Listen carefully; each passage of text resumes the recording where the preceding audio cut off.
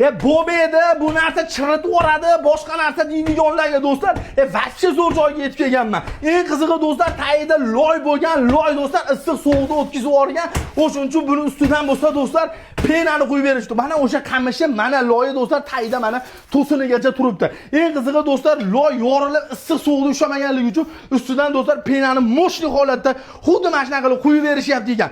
Qaranglar do'stlar, endi loy bostirmaymiz, qamish, somon, madikor olib kelib toptirmasdan akalarga bitta telefon qilasiz, o'zi keladi. Xomashyosi, usti haqisi hamma yo'q o'zidan. Suv, to'y, abed boshqa narsa talab qilmaydi. 35 ming so'mdan do'stlar chiroyli holatda bosib berishadi 5 santimetrliga. 7 santimetr bosib bersangiz 40 ming, 10 santimetrligini endi 50 ming emas 45 ming so'mdan O'zbekiston bo'ylab. Voha tomonga do'stlar yo'l kirasiga ozgina qo'shiladi, vodiyga umuman narx o'zgarmaydi.